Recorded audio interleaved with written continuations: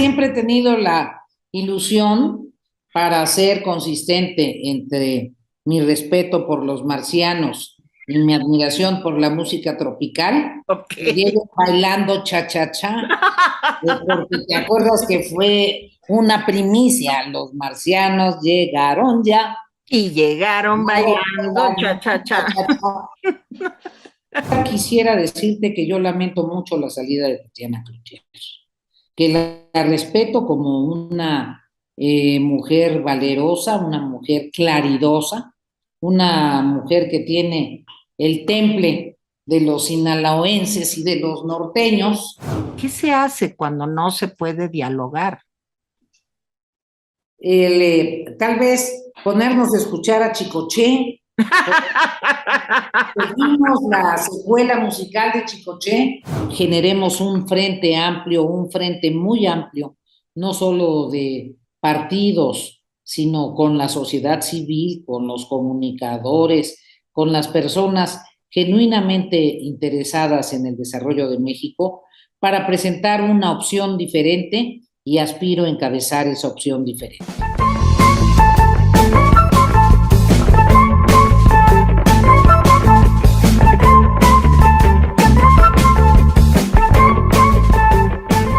¿Cómo están, amigos de Valle de Lágrimas? Me da muchísimo gusto estar con ustedes una vez más. Y ahora sí que no puedo estar más contenta, no puedo estar más contenta de tener la gran oportunidad, y siempre lo digo cada vez que la entrevisto, de platicar con una mujer que tiene una enorme trayectoria política, ha sido varias veces diputada, senadora, subsecretaria, 3 veces, si no recuerdo mal, ahorita ella que me aclare.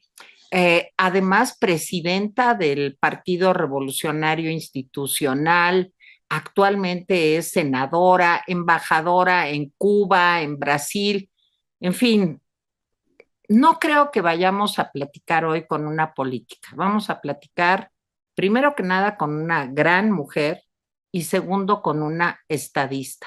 Entonces, pues sí estoy muy contenta, Beatriz Paredes. ¿De quién más podría yo estar hablando que de ti? Bienvenida y gracias, gracias por tu tiempo.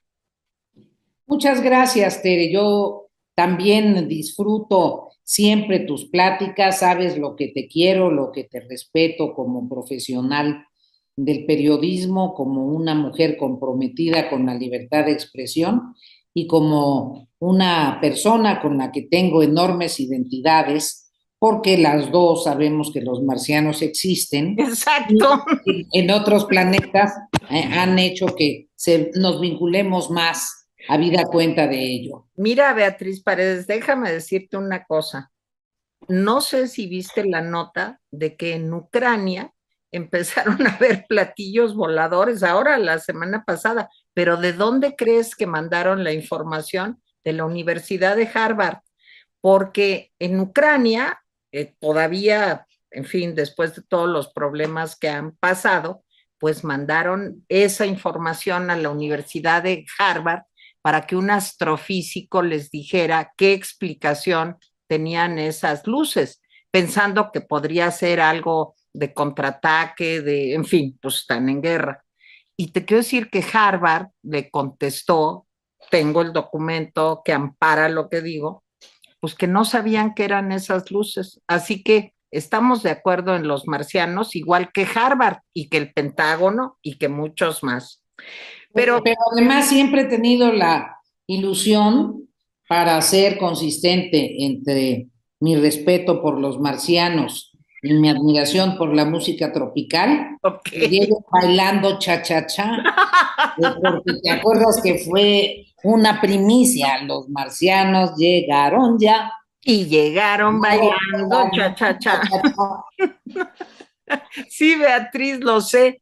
Nada más que se me hace que Marte ya se lo acabaron desde hace mucho. Ya ves que hay muchas teorías de que ahí hubo una destrucción atómica y que por eso quedó, acabó con todo. Pero bueno, Beatriz Paredes, contigo se puede hablar prácticamente de cualquier cosa y siempre es algo muy inteligente, interesante e importante. Pero a ver, Beatriz, tenemos que volver al planeta Tierra. Hace unas cuantas semanas me ilusionó mucho la noticia de que tú estarías trabajando por buscar la presidencia de nuestro país. Me emocionó mucho como mujer, me emocionó mucho pues como una admiradora eh, pues de grandes mujeres que han ya gobernado al mundo. Y que en México tengamos una política como tú y que se diera esta posibilidad me ilusiona. Lo que no sé es cómo en un momento tan complicado te lanzas a esta gran aventura, Beatriz. Explícame. Pues precisamente, mi querida Tere, porque es un momento muy complicado, porque creo que nuestro país nos requiere a todos los que tenemos experiencia para gobernar, experiencia para enfrentar momentos difíciles y tener buenos resultados. Y a mí México, Tere, me ha dado muchísimas cosas, prácticamente me ha dado todo. He podido realizar una carrera profesional atendiendo temas fundamentales para el desarrollo del país. Tuve el privilegio de ser la primera mujer gobernadora de Tlaxcala, la segunda en México. He tenido la posibilidad de representar a mi país en Brasil y en Cuba. Y esta secuela de oportunidades me ha permitido conocer, formarme, revisar las políticas públicas, considerar cuáles son los temas que se tienen que atender prioritariamente, porque he tenido el privilegio de conocer a gobernantes muy, muy distinguidos y muy bien evaluados por su población. Y ante la circunstancia de que las cosas no están bien en México, a pesar de que haya otros datos, ante el hecho de que la inflación está golpeando la economía familiar, que ya no les alcanza a las amas de casa para satisfacer las necesidades básicas de sus hogares, ante la terrible situación de inseguridad, me parece que es el momento en que todos los que podamos hacer algo por México nos unamos y generemos un frente amplio, un frente muy amplio, no solo de partidos, sino con la sociedad civil, con los comunicadores, con las personas genuinamente interesadas en el desarrollo de México, para presentar una opción diferente y aspiro a encabezar esa opción diferente. A ver, Beatriz, has tocado en unos cuantos minutos temas muy importantes. Tocaste el tema de la inflación. Los pronósticos de crecimiento económico para el país, como tú sabes bien, son malos. Se habla de que quizá, te estoy hablando del Banco Mundial, del Fondo Monetario Internacional, lleguemos al 1.5%. Y la inflación, pues realmente dicen los expertos que todavía no llega al pico más alto. Y esto, Beatriz, sí lacera mucho pues justo a los más pobres, a los más vulnerables. ¿Cómo te imaginas que deberían de implementarse soluciones? Ya sé que las tasas de interés están muy altas, el dinero muy caro, pero se me hace que estamos como entre la espada y la pared, Beatriz. Por un lado, la inflación y por otro lado, pues si el dinero está caro, ¿cómo invierto en mi pequeño negocio? ¿Cómo le hago para generar empleo? ¿Qué soluciones ves para un problema tan grave? Bien dices que parece que estamos entre la espada y la pared, pero lo que a mí me preocupa, lo que me duele como mexicana, es que más bien nos pusimos entre la espada y la pared. Es distinto, porque hay una serie de medidas que lamentablemente no se instrumentaron previamente y ha habido también una serie de excesos. Se habla de una gran austeridad, algunos le dicen a estos recortes presupuestales un poco sin ton ni son, austericidio porque paralizan a muchas de las instituciones, pero al mismo tiempo se invierte miles de millones de pesos, decenas de billones de dólares en Pemex y no vemos para cuándo va a salir adelante esta empresa del Estado. Se tiene que invertir año con año más recursos porque se inunda Dos Bocas. Si nadie está en contra de que hubiera una refinería, ¿por qué no le hicieron 200 kilómetros más adentro? En Tabasco mismo, pero no en el lugar en donde todo mundo sabe, todos los lugareños saben, todos los técnicos Claro. medioambientalistas saben que hay inundaciones periódicas y permanentes, lo que ha multiplicado el costo de esta obra a la cual no se le ve su final, su finitud, y tampoco se ve cuál es la estrategia para que verdaderamente refine suficientes hidrocarburos para que haya gasolina barata. El subsidio a la gasolina, en fin, hay una serie de medidas que se han tomado que han debilitado la capacidad de la inversión productiva y con ello del trabajo que genera la inversión productiva, sobre todo en infraestructura. Y también se redujeron programas clave para la producción alimentaria. El crédito, el financiamiento para el campo prácticamente desapareció. La financiera rural primero le mocharon el fondo que tenía, los recursos que le daba aval para poder realizar operaciones financieras y después lo dejaron sin presupuesto. Entonces, desapareces el financiamiento al campo, desapareces el seguro agrícola, no tienes programas de insumos que faciliten la producción y la productividad agropecuaria, pues la oferta de alimentos disminuye y eso repercute desde luego en la inflación. Y allí la guerra de Ucrania, no obstante lo que fueron a observar los platillos voladores, estaba sucediendo, la guerra de Ucrania ha incidido mucho en el mercado agrícola mundial. Entonces, ¿qué hay que hacer? A mí me parece que hay que tomar decisiones, como dicen los expertos, contracíclicas.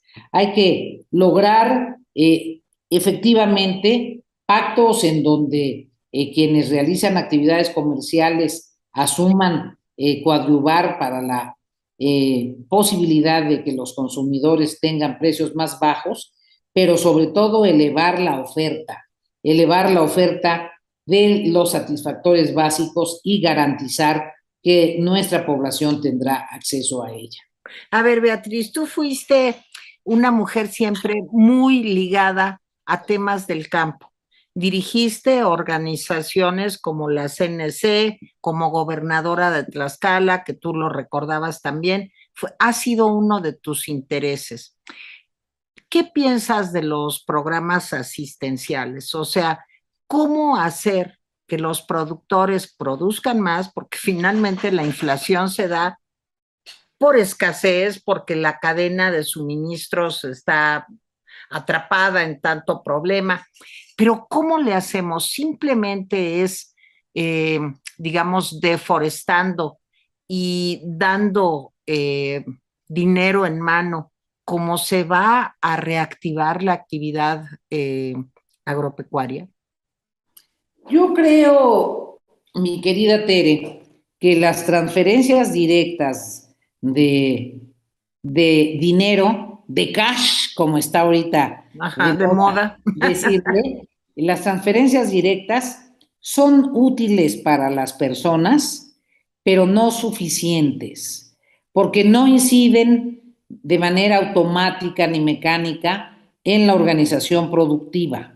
Me parece que una verdadera política social es aquella que a el sujeto que requiere apoyos le prohija, lo respalda con los recursos necesarios para que llegue a ser autónomo y tenga independencia productiva. Me parece que las transferencias directas que no tienen una estrategia de cerrar en una actividad productiva, en una pequeña empresa, en un invernadero más productivo, en un cambio de cultivos con mayor productividad, en una cooperativa de producción agropecuaria de algún tipo, en una pequeña empresa de producción de flores o de producción de hortalizas para el consumo regional. Me parece, si no hay este componente en el proyecto de cierre productivo y de incorporación al empleo permanente o al empleo periódico en un negocio de economía social, pues en estas transferencias directas, estas entregas de recursos, lo que prolongan también es la dependencia.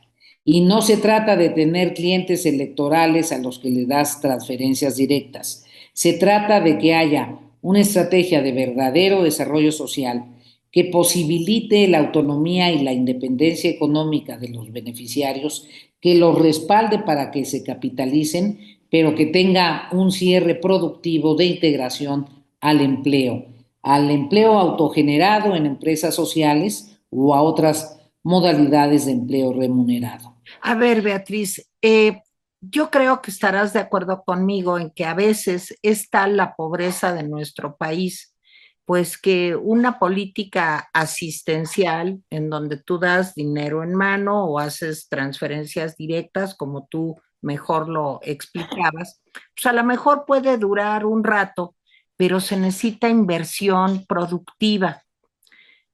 Tan es así que vemos que el número de pobres en nuestro país ha aumentado. A mí esto es lo que, fíjate que yo creo y me importa mucho tu opinión, que parte del problema de lo que estamos viviendo es la enorme desigualdad que se ha ido generando durante muchos años y que ahora los populismos en el mundo y en México también capitalizan esta desigualdad.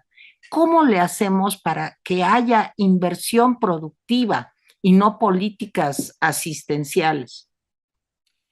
Mira, Tere, todos los países de América Latina que tuvieron un proceso de coloniaje para que sus recursos naturales o minerales fueran los flujos que alimentaban a las grandes metrópolis europeas, a España o a Portugal, tienen 2 siglos muy complicados en su estructura productiva, de enorme desigualdad.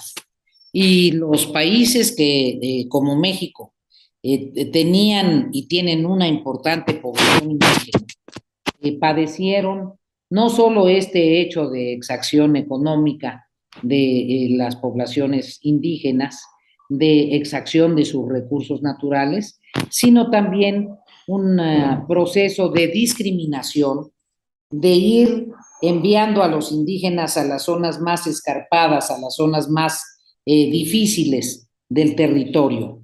Por eso muchas poblaciones indígenas están en la montaña o en las montañas. Por eso muchas poblaciones indígenas fueron arrebatadas de sus tierras más productivas. Entonces, la historia de la desigualdad social en América Latina y en México particularmente es una historia larga, de larga data, que requiere y ha requerido transformaciones radicales, como en su momento lo fue la Revolución Mexicana, y el proceso de distribución agraria, el proceso de reparto de la tierra. Cuando se distribuyó la tierra ya se facilitó, se respaldó la liberación de los campesinos que antes eran peones acasillados en las haciendas o jornaleros agrícolas, para que pudiesen vivir una nueva etapa productiva. Pero la distribución de la tierra tiene que ser acompañada de acceso al financiamiento, tiene que ser acompañada de asistencia técnica, tiene que ser acompañada de insumos que hagan posible mayor productividad, especialmente los fertilizantes. Tiene que ser acompañada, pues, de un conjunto de elementos para que la cadena productiva beneficie a los productores y que no haya intermediación usurera y que no haya acaparadores usureros que capitalizan en su beneficio el esfuerzo de los productores y que castigan a los consumidores o que ocultan los productos para generar carestía o que generan desabasto y con ello inciden en la inflación. Para resolver esto necesitas un programa integral. No es suficiente la transferencia económica. A este esfuerzo, que desde luego es muy importante que los ciudadanos, los beneficiarios, sepan que es un derecho constitucional, que se paga con los impuestos de todos los mexicanos, Así que, es. que como derecho constitucional que nosotros en el Senado legislamos para que quedara establecido, estas transferencias no se van a desaparecer, no tienen que ver con que voten por A o por B o por C, es un derecho establecido.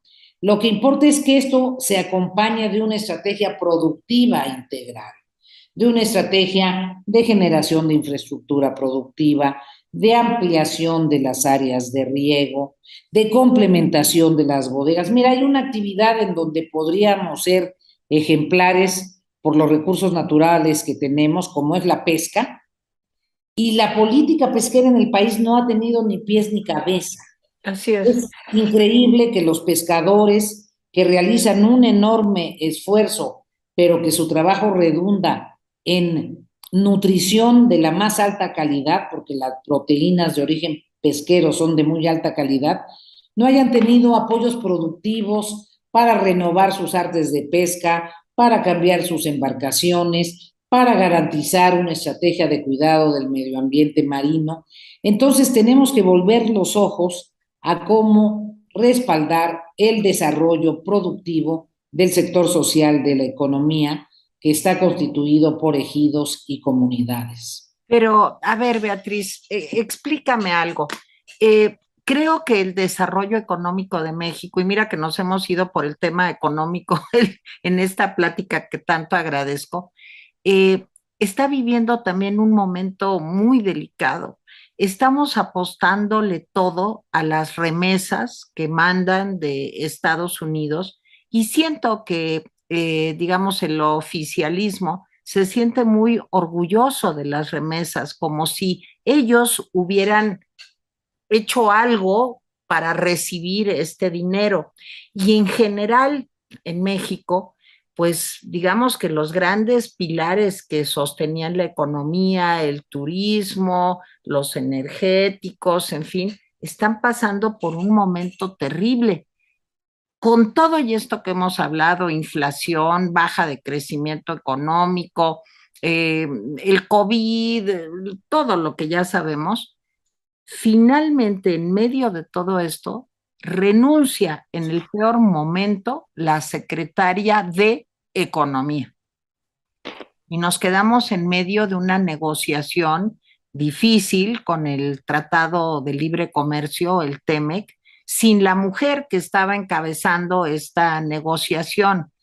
¿Qué pasa ahí, Beatriz? A mí me da mucho miedo que, eh, digamos, la señora Tatiana Cloutier haya salido de ahí justo porque a lo mejor quería negociar y a lo mejor de lo que se trata es de no negociar.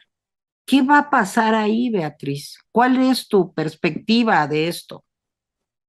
Pues en primer lugar quisiera decirte que yo lamento mucho la salida de Tatiana Cloutier, que la respeto como una mujer valerosa, una mujer claridosa, una mujer que tiene el temple de los sinaloenses y de los norteños. Ella radica ya en Nuevo León desde hace muchos años, pero el estilo sinaloense la acompañará toda la vida y la experiencia que tuve personalmente con la secretaria Cloutier fue una experiencia positiva, una disposición al diálogo permanente. Conversamos mucho de cómo hacer un programa precisamente para las pequeñas empresarias mujeres y para generar una línea de financiamiento con Nacional Financiera para los programas de producción alimentaria en pequeñas empresas de mujeres y también conversamos cómo respaldar a las mujeres artesanas para encontrar mecanismos de promoción de sus productos en el exterior. y una línea de apoyo en comercio internacional. Entonces, cuando menos viví la experiencia de una secretaria que tenía ganas de hacer cosas, que buscaba alternativas por aquí, por allá y por acullá, y que seguramente encontró su margen de maniobra muy restringido. Me parece que renuncia como un gesto de dignidad. No sé si tuvo que ver con que tenga una actitud más conciliadora en las negociaciones del capítulo energético del TEMEC, lo que sería muy importante, porque si no somos lo suficientemente hábiles defendiendo la verdadera soberanía nacional, pero no inventando fantasmas donde no los hay, podemos tener un descalabro en nuestra relación internacional que implique la posibilidad de litigios hasta por 30,000 millones de dólares, lo que sin duda sería un golpe muy fuerte a las finanzas públicas del país. Pero aparte de ello, porque se dio un acuerdo con X número de empresas agroalimentarias con el propósito de abatir costos, pero yéndose por la puerta falsa, por la puerta chiquita, de no aplicar las medidas sanitarias indispensables para verificar la calidad de los alimentos que entran al mercado. Y eso indignó al sector de productores del país, a los que les ha costado un enorme esfuerzo, varias décadas, y a los agrónomos especializados y a las instituciones encargadas de la vigilancia sanitaria, pues les planteó una enorme preocupación. Entonces, me parece que la actitud de Tatiana, pues correspondió simplemente a alguien que si es invitada a ser secretaria de Estado de una materia, quiere realmente ser secretaria de Estado y que se considere su visión. Pero a lo mejor se trata justo de evitar que ella siguiera teniendo esta capacidad de diálogo, Beatriz. A lo mejor se trata de no negociar, porque aquí te lo pregunto también, y ya nos vamos más al tema político. La actual administración, yo no le veo muchas ganas de platicar con los otros. O sea, te puedo poner ejemplos casi de cualquier partido político. Santiago Krill, por ejemplo, diputado ahora, le pide al presidente tener una reunión para poder discutir puntos de vista y cualquier cantidad de representantes de los partidos de oposición quieren reunirse con el presidente. Desgraciadamente no se da esta apertura. Entonces, Beatriz, ¿cómo se puede llegar a la búsqueda de consensos, a negociaciones, algo de lo que tú hablabas justamente como una de las razones importantes por las que Tatiana fue pues una buena secretaria de Economía, con todo y la adversidad que tuvo que enfrentar? ¿Qué se hace cuando no se puede dialogar? Tal vez ponernos a escuchar a Chicoché.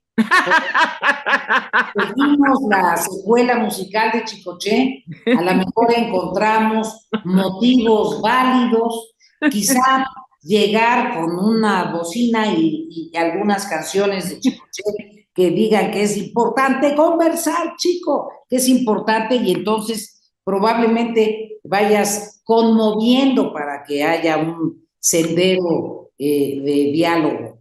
Lo que sucede, mi querida Tere, es que parecería que el diálogo que los demócratas siempre consideramos un instrumento indispensable en la actividad pública, en la conducción de un país, el diálogo no es el instrumento predilecto para quienes piensan que disponen de la verdad absoluta.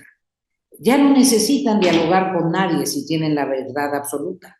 A lo mejor necesitan simplemente un juego de espejos que les repita que lo que están haciendo es lo mejor que se puede hacer y que hay el pensamiento único es la manera de salir adelante. Yo pienso que no es así, pienso que somos un país plural.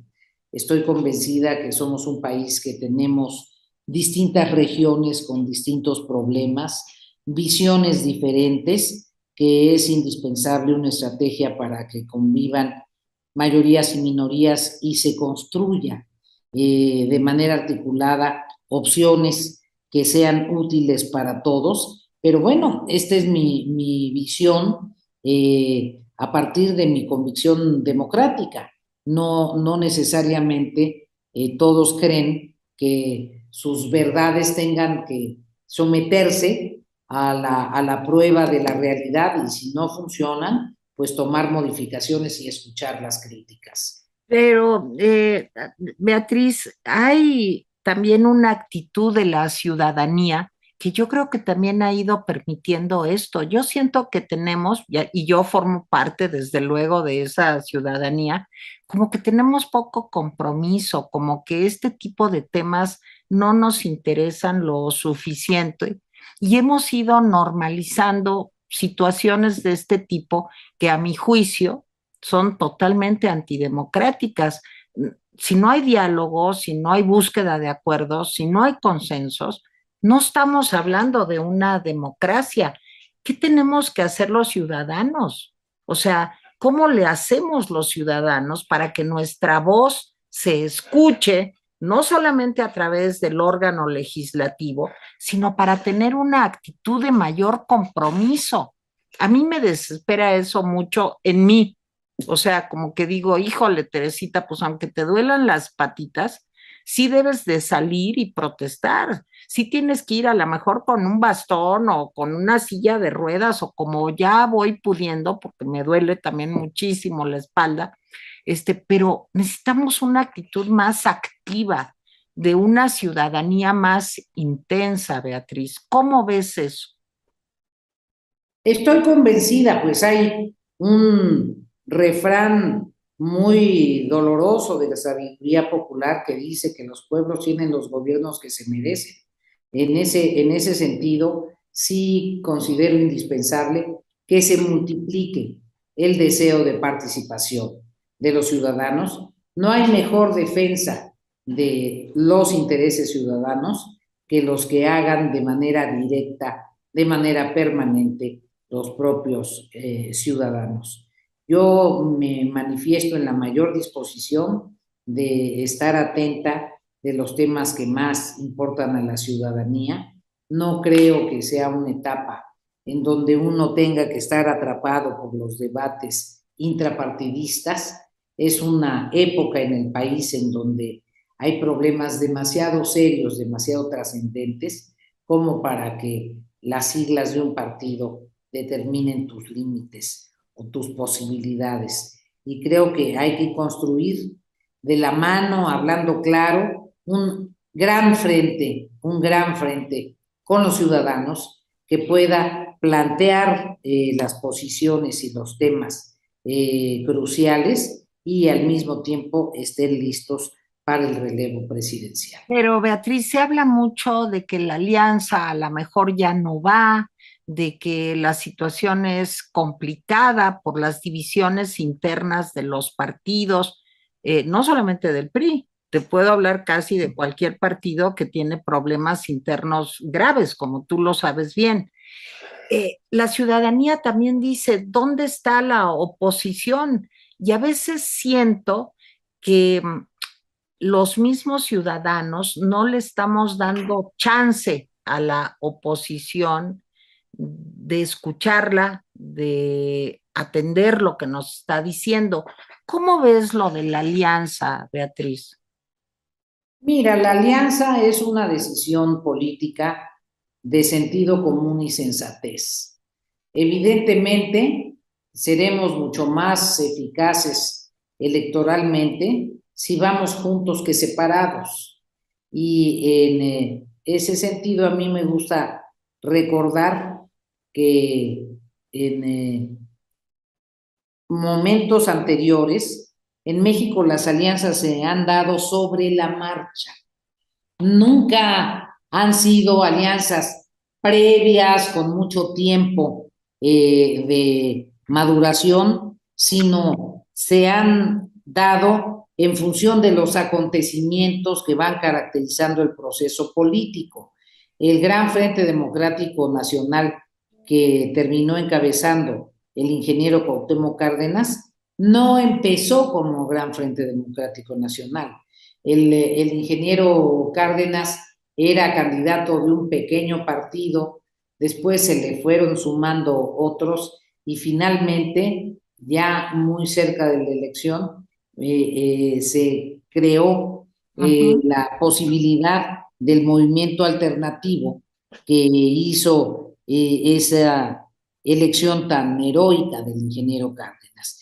Entonces, yo no estoy desalentada, yo pienso que hay inteligencia en los partidos políticos, hay sensatez en sus dirigencias y que por esos dos hechos la alianza se tendrá que renovar con nuevas características, con precisiones reglamentarias mucho más claras y con una disposición de apertura, al menos es por lo que yo voy a opinar, para la organización civil y para todos los movimientos sociales ciudadanos que deseen participar. Oye, Beatriz, te voy a hacer una pregunta que yo odio cuando me la hacen. A ver si tú te choca también. Cuando te dicen, oye, ¿y estará México preparado para que una mujer sea presidente? Fíjate que cuando me dicen eso, me da casi el ataque, como si de veras tuviera que pasar un largo proceso para que las mujeres pudiéramos llegar a gobernar. ¿Cómo te vives esto, Beatriz?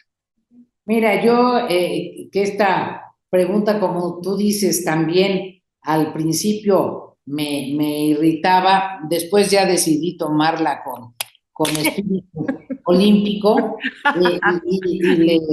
y se me ocurrió una respuesta un poco en broma y un poco en serio.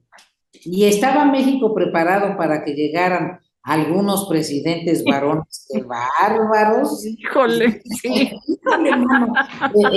Creo que en ese sentido, mira, México es un país donde la fuerza de las mujeres y sobre todo la resistencia de las mujeres está en la base de la organización social de nuestra patria.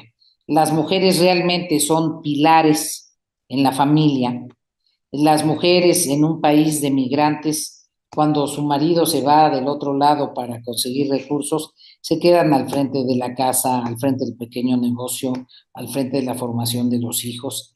Las mujeres son mayoritarias en sectores estratégicos para la atención, como en el sector salud, las enfermeras y las médicas, como en el sector educativo, las profesoras.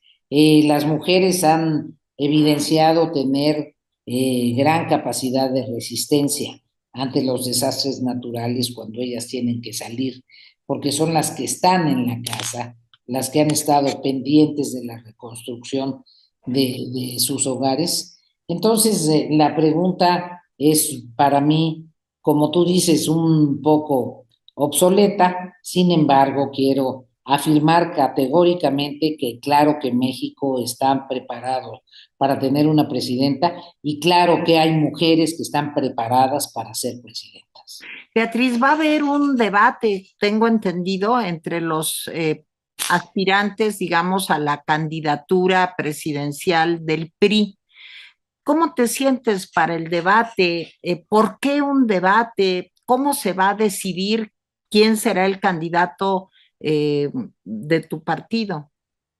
Mira, yo espero que se decida por un método democrático, no solo el candidato del PRI, sino el candidato de la alianza. A mí me interesa ser candidata de la alianza. Me parece que es fundamental que concurramos juntos a las elecciones. Y yo propugnaré en todo momento porque el método sea democrático. Si es con unas elecciones internas similares a las primarias, si es con unas elecciones de movilización de las bases, en fin, cualquier método, pero que sea democrático y que descarte el pretendido dedazo que me parece que no le ha hecho bien a nadie. Pienso que se deben comparar plataformas, comparar propuestas, que esta es una etapa en donde no es suficiente tener un liderazgo, por sólido que este parezca, si no tienes proyectos muy claros que puedas exponerle a la ciudadanía, en donde sepan por qué van a votar. Y quiero decirte que si tengo la suerte de ser candidata, una semana antes de la votación, voy a invitar a quienes sean miembros de mi gabinete a efecto de que la sociedad sepa por quién vota, porque ya hemos visto que no es suficiente un líder, por carismático que sea, si su gobierno no sirve, si su gobierno no funciona. Y me parece que vamos a convocar, a estimular la creación de un frente amplio, pero que también tenga reflejo en un gobierno de coalición con las personas más preparadas. Beatriz, por último, y tiene mucho que ver con tu condición de mujer y la mía, a las mujeres siempre somos las más amoladas, de las pobres somos las más pobres, de las violentadas somos las más violentadas, en fin, ha habido en esta administración la cancelación de muchos programas para nosotras las mujeres, las estancias infantiles, los refugios para mujeres violentadas, el número de feminicidios es algo intolerable que nos duele a todas las mujeres. Brevemente, dime, ¿cómo ves esta situación? Como mujer, ¿qué puedes ofrecernos para poder, digo, yo soy una privilegiada que afortunadamente no he tenido que enfrentar tantos problemas y desafíos como otras, pero cuéntanos un poquito tu visión como mujer sobre las mujeres, creo que es algo muy importante. Bueno, en primer lugar, mi querida Tere, nada me honraría más, nada me estimularía tanto como ser la candidata de las mujeres. Primero porque soy feminista y he tenido oportunidad de abrir brecha, de ser vanguardia en muchos momentos para la participación de la mujer. Segundo, porque tengo claro un conjunto de políticas públicas con enfoque de género que verdaderamente se apliquen, no que nada más haya menciones a ellas para que las feministas o las mujeres con preocupaciones sientan que se les va a hacer caso. Yo no voy a decir que les voy a hacer caso a las mujeres. Yo soy mujer y en el centro de mi estrategia pública va a estar una política de género muy completa y muy amplia. Desde luego, en primer lugar, para garantizar que la problemática de violencia que enfrentan las mujeres sea superada y para garantizar que haya un sistema de procuración y de administración de justicia que verdaderamente resuelva los asuntos. Una gran política preventiva de la violencia que tome en cuenta las características de los entornos en donde viven las mujeres y en donde trabajan. Yo tuve la dolorosa oportunidad de formar parte de un grupo especial que estábamos muy indignados y desesperados por los asesinatos de Ciudad Juárez. Incluso lo denuncié internacionalmente en varios foros y tuvo que venir presión internacional para que se dieran cuenta de la gravedad del tema. Me di cuenta en ese entonces, al profundizar un poco, que la razón por la que las muchachitas trabajadoras de maquiladoras eran de las principales víctimas es porque en términos civiles a veces llegaban de sus lugares de origen directo a la fábrica y no existían comillas en la comunidad, no se sabía dónde iban a vivir, no sabían dónde se hospedaban, no tenían conocidos, etcétera. Entonces, hay que tomar decisiones muy importantes de la mano con el sector empresarial, evitar que se den estas circunstancias en las zonas fronterizas, el anonimato civil, lograr que todas las empresas estén rodeadas de alumbrado público, establecer algunas rutas de mayor seguridad, no solo para las trabajadoras, sino también para las estudiantes en los entornos de las universidades, tener agentes del Ministerio Público especializados, policías especializadas, toda un área de inteligencia. En fin, vamos a trabajar con enorme ahínco en el tema de la seguridad para las mujeres, pero también tendremos un enfoque de género en materia productiva, en materia económica, en materia de seguridad social, con muchas ideas vanguardistas. Mi querida Beatriz Paredes, pues de veras cómo te agradezco. Mira, yo no creo que México esté preparado para tener una mujer presidente. México necesita urgentemente una mujer presidente. Perdón, me sale lo mujer, me sale lo feminista y me sale mi admiración por ti. Tendremos que vigilar que el INE no solo establezca todas las facilidades para el voto en el extranjero, sino para el Claro, voto interplanetario, porque eso claro. puede ser fundamental. Necesitamos una mujer presidente, eso me queda clarísimo. Y te agradezco mucho tu inteligencia, tus risas, tu buen humor, tu conocimiento y la disponibilidad para darme esta entrevista. De veras, muchas gracias, Beatriz. Muchísimas gracias, Teresina. Gracias. Bye. Chao.